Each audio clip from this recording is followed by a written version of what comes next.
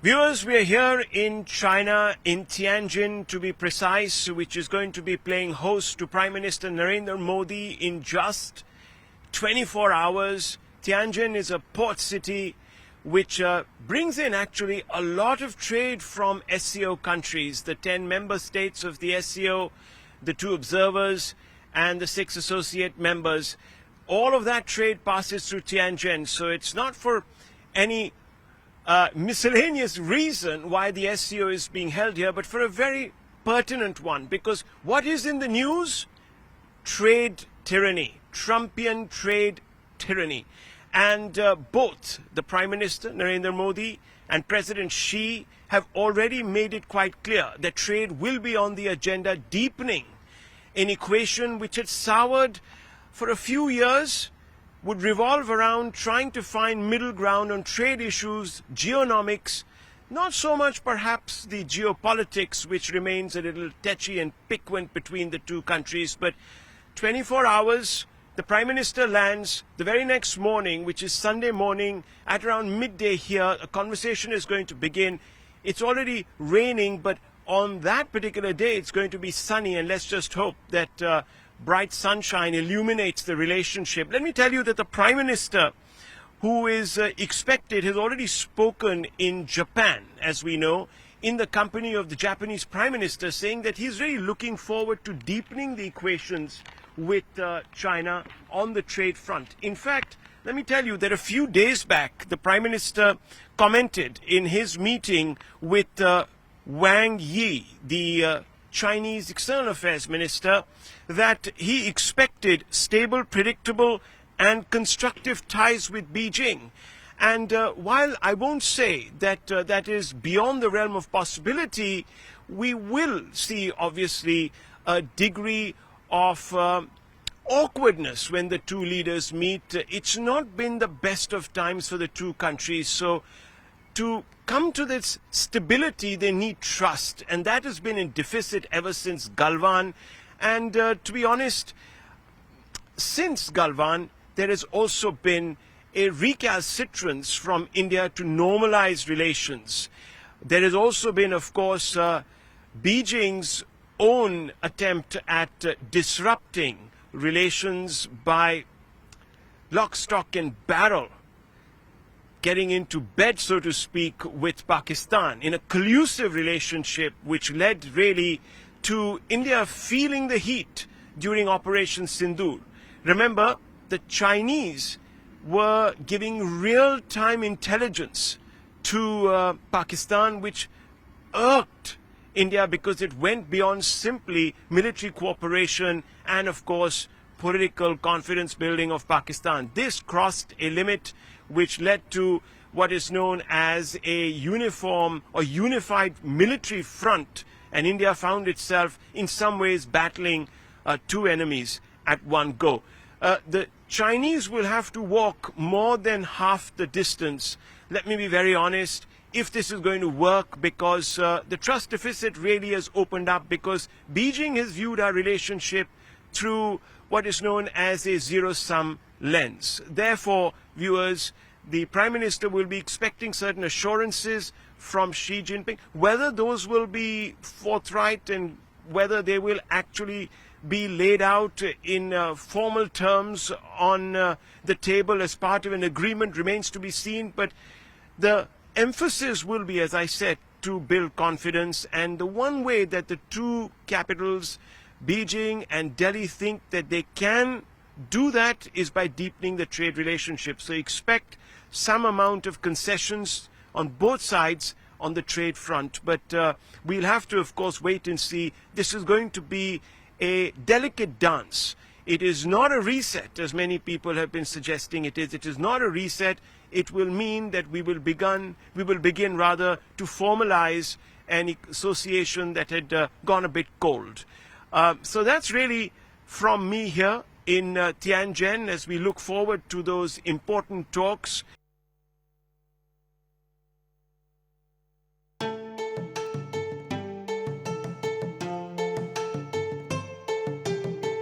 Why did China pick Tianjin to host this year's SCO Summit? For many watching from the outside, Beijing or Shanghai would seem the natural choice. Beijing is the capital of China, while Shanghai is where the SCO was born.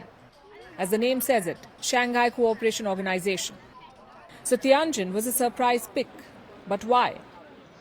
The answer lies here in the streets of Tianjin. These are not ordinary homes, they are practically heritage sites. This place is often described as an open museum. Tianjin is the fourth largest city of China and it carries an unusual nickname. It is called the Outdoor Museum, and that's because of what surrounds me. This city is an extraordinary collection of preserved historical architecture, buildings from different countries and different eras all standing together.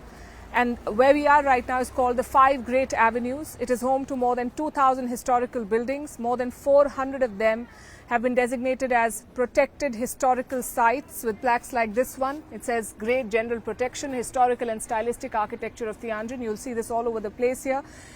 And this is what makes the city so unique.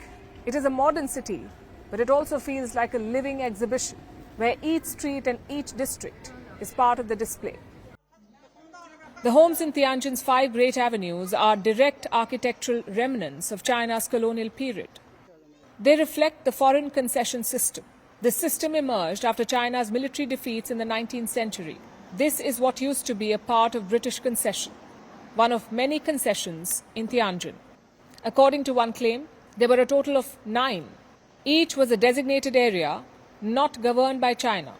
It was controlled by a foreign country, like a mini. Its own laws, its own police, its own courts, its own administration, and completely outside Chinese control. Each concession brought with it a piece of another country, all planted onto Chinese soil. That is no longer the case today. These buildings are now firmly in Chinese hands. The streets are lined with Chinese shops and cafes. Modern-day Chinese coffee and food chains now operate from colonial buildings. They represent today's China, the world's second largest economy, and a force to reckon with. That is the message that Xi Jinping wants to send as the host of the SCO Summit. Tianjin sits on Bohai Bay. It is the maritime gateway to Beijing, a strategic city, also central to the Belt and Road Initiative. Tianjin serves as connection between land corridors and sea trade routes. It plays a growing role in regional trade logistics. Its port is connected with more than 180 countries and regions. Freight trains now link Tianjin directly with Central Asia and Europe. One recent route from Tianjin to Uzbekistan shortened delivery distance by 800 kilometers. This city is strategically important for China's SCO outreach. The SCO represents around 40% of the world's population and 25% of global GDP. So the subtext is clear. It is not just about hosting a summit, it is about sending a message, a shift in balance. From the West's G7 summits in castles and resorts to the Global South's SCO Summit in a city once scarred by colonialism. Tianjin was once a gateway for colonizers. Today, Beijing wants it to be the gateway for the Global South. From concessions to connections. From being carved up to carving out a new world order. That's why Tianjin, not Beijing, not Shanghai, but a city that carries the scars of the past and the ambitions of the future. Tianjin is abuzz because something big is happening here. It is getting ready for the Shanghai Cooperation Organization or SCO Summit. This is the 5th time that China is hosting the summit. Adjacent to the main venue is the media center, the one-stop destination for the nearly 3,000 journalists huddling in the port city. With everything from workstations and news briefings to photo releases and summit updates. But it's not just about cables and coffee here. At the center of it all stands an exciting interactive surprise, an AI humanoid robot. Hi, good afternoon. How are you doing? Good afternoon. I'm doing great. Are you all set for the SCO Summit? Yes. Everything is fully prepared for the SCO Summit. Can you tell me about yourself? Certainly. I'm Xiaohe, an advanced humanoid AI robot designed for the SCO Summit. I specialize in multilingual communication, emotional intelligence, I originate from a robotics facility in Dalian and embody futuristic technology with lifelike appearance and behavior. This SCO Summit is the largest ever. Leaders from 20 nations will gather here, and the world will be watching. What's more, this is perhaps the largest summit to be held in China since the pandemic. It is bound to attract attention, both at home and abroad. And Beijing wants to send a message, with technology being at the core of it. The robotic companions of this media center say it all. They seem straight out of the future. Need some water? There is a robot for it. Love the mimicking game? A robot hand will copy all your gestures.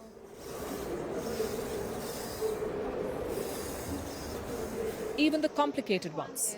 Need some love? There is a robot waiting for you. Need a partner while you dab? Well, you know the answer. Thanks for asking.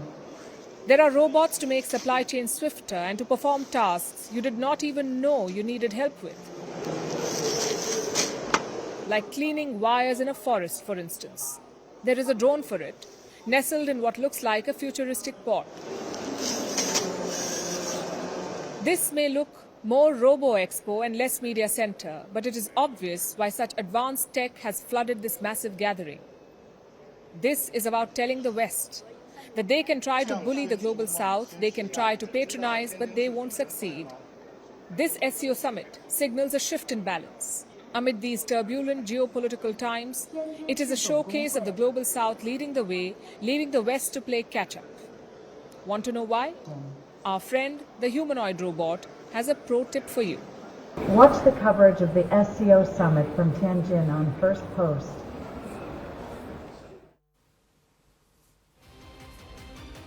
Well, with to be the tier 2 and tier 3 cities, of Japan's that 10 million yen investment in India. Thank you so much, Akanksha, for putting this story into perspective. Now, moving on to another story. Prime Minister Narendra Modi is now set to visit China following his high-profile Japan tour to attend the Shanghai Cooperation Organization Summit in Tianjin.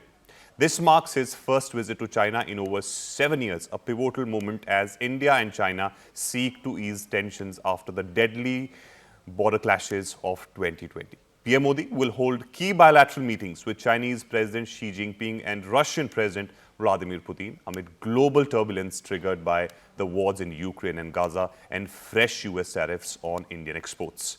The summit comes at a time when India is navigating complex geopolitical and economic headwinds. In an interview with a Japanese daily, Prime Minister emphasized the need for India and China to collaborate in the face of global economic volatility. He reaffirmed India's commitment to strengthening ties with Beijing through a strategic long-term approach rooted in mutual respect and shared interests.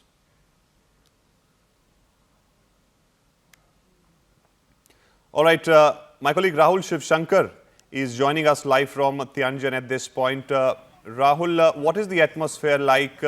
And also tell us about the significance of this Prime Minister Modi's visit to China, which is coming after 8 years.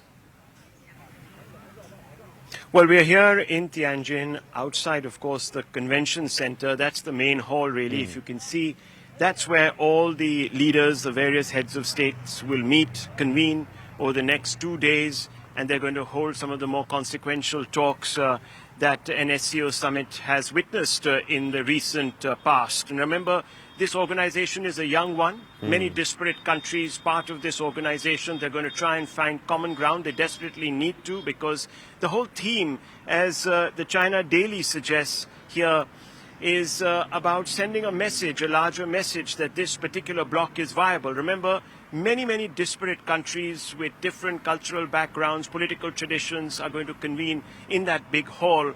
And it has been difficult in the past to try and forge common ground between these different countries with different tugs and pressures and, of course, economic circumstances. So the whole idea really is to tell the West that, look, you can't dictate the terms, specifically one person, Donald Trump, President of the United States, that you can't dictate to these countries, these emerging countries of the global South, some of which now occupy the top 5 positions in the world with regards to their GDP size, and of course the size of their populations, that you can't tell them exactly how to conduct their foreign affairs, their geopolitics, and their geonomics.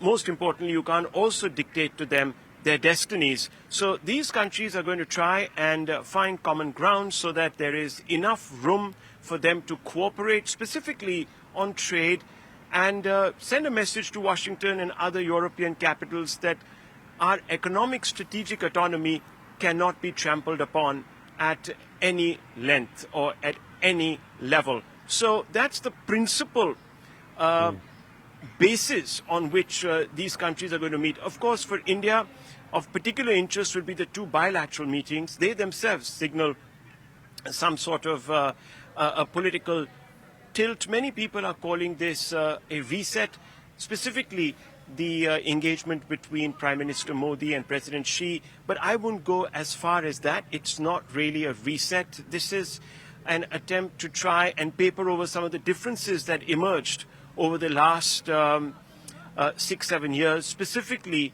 after Galwan, where we saw China intruding on Indian territorial sovereignty in the way that it has been doing for quite a while now. But more importantly, we're going to try and also see if the two countries can actually work through some of these sticky issues, these issues which have led to both countries draw down their trade ties. Now, trade is very, very important at this time because, as you know, Washington has been trying to dictate the international trade agenda. Many people think that Washington has gone rogue by imposing its tariffs.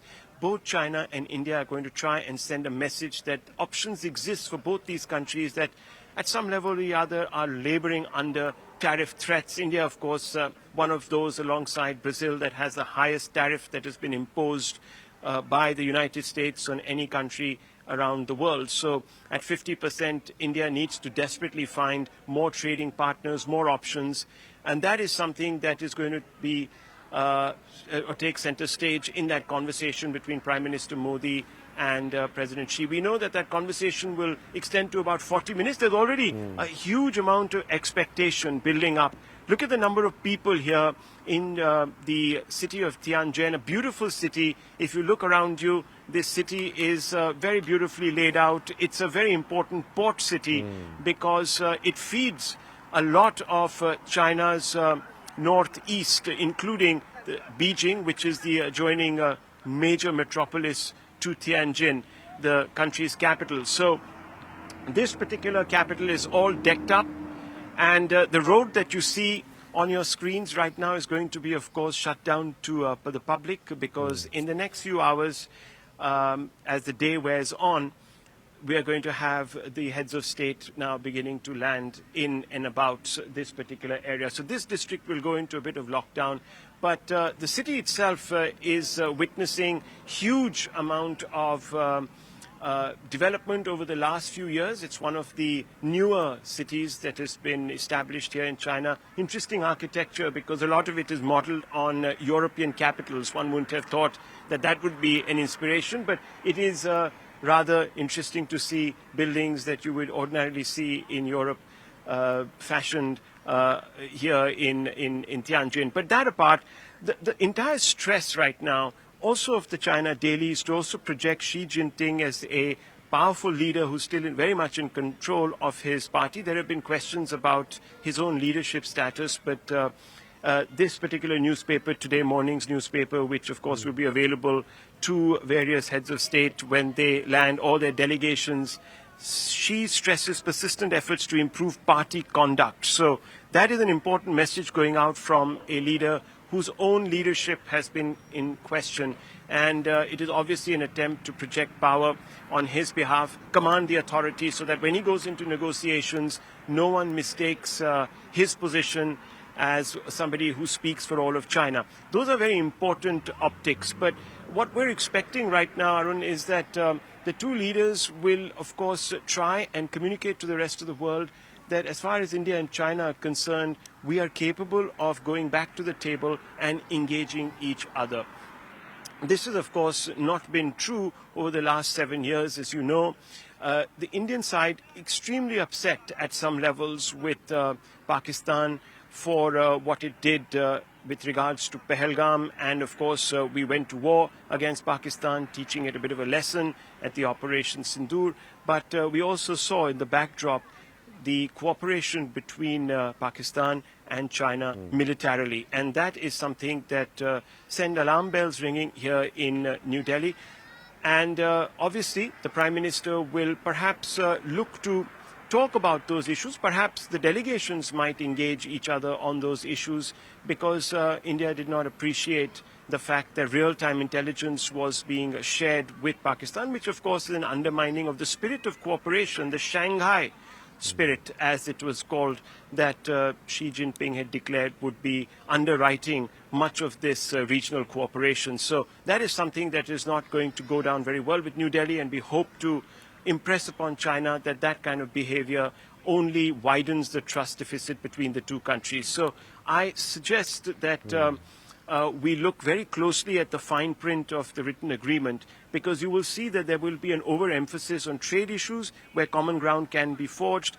There has been, as you know, a drawdown of trade relations between the two countries, with both of them imposing sanctions at different levels, and the aftermath of Galwan, the Chinese side coming out and withdrawing some of their technical staff from India, which meant that some of our own industrial applications and industrial production got hit a little bit. There was also from the Indian side a reciprocal drawing down of Chinese investment by suggesting to China that their investments will be subject to greater scrutiny, which was another word of saying that we will not be looking at China for more investments. So all of those things will perhaps be resolved. There is, of course, the outstanding boundary question, which is beset these ties for a long, long time. So all of that, of course, will also be sort of addressed, Yes. but not in any substantive manner. I think the optics will matter more. There will also be, of course, an attempt to try and signal to America that these two countries can do business together, so they're not isolated. For President Xi, this is a very important moment to suggest that, look, they can still command, China can still command the respect of the South countries, the global South countries, and that China can also be a power here in the East, which is representative of perhaps half the population of the planet. Absolutely. Interesting. Very interesting 2 days.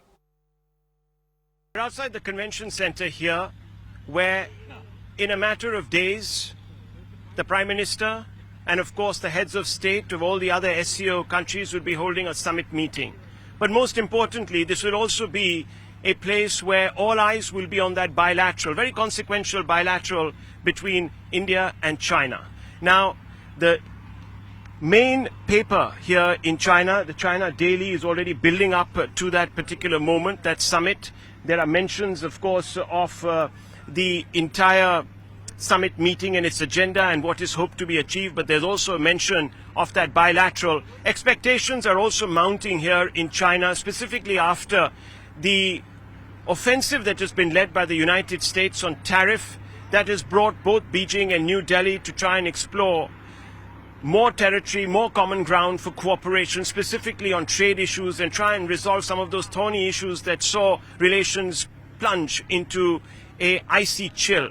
That, of course, is history, because for a year now, India and China have been engaging and have been trying to work through some of their problems, specifically related to their boundary disputes. There has been a meeting of the boundary resolution mechanism, the 24th meeting. We're yet to see, of course, more announcements with regards to the next round, but that is an ongoing process. It started 25 years ago. We're not expecting immediate breakthroughs of any consequential nature, either on the boundary question or, of course, on the other outstanding geopolitical issues. For example, China's support to Pakistan, specifically during Operation Sindoor, when we saw that that particular support extended beyond just moral as well as military, but, well, spilled into other domains which very much irritated India and filled it with unease, given the fact that the Chinese were sharing real-time intelligence with, of course, the Pakistanis on Indian troop movements and, of course, other consequential actions that India was taking against Pakistan during those 4 days. So that would be an issue that will perhaps come up in talks, but don't expect China to either not stop viewing this entire relationship through its zero-sum lens. But certainly there will be some give and take, and we're expecting that common ground to be found in trying to promote people-to-people contacts, cultural engagements between the two countries, and of course trade. Trade, as you know, viewers, gives both India and China plenty of room to intensify relationships. There has been, of course, there too, drawing down, given the fact that the Chinese withdrew important support to India's critical sectors, specifically boring machines and other technical staff that were pulled back from India. There's also been, of course, a decision by Beijing to withhold rare earth metals that were at one time being supplied to India in adequate quantities. From the Indian side, of course, they will look to hopefully extract those concessions from China, but also from its own side, allow for Chinese flights to continue between the two countries. Once again, remember, there has been a complete drawdown on that front, also people-to-people contacts and trade. Depending on the concessions that China gives, India might then think on once again going back to the table and lifting some of those restrictions on Chinese investments in India. So a lot to be passed through, really, in this consequential meeting. The tone and tonality will be very important. There will be high rhetoric, most probably aimed at, of course, the United States and other Western countries, as both India and China try and project themselves as the leaders of the Asian bloc, of the South, the global South, and send a message that to America and, of course, other Western bloc countries that both these nations will not allow anyone to dictate on strategic and financial autonomy.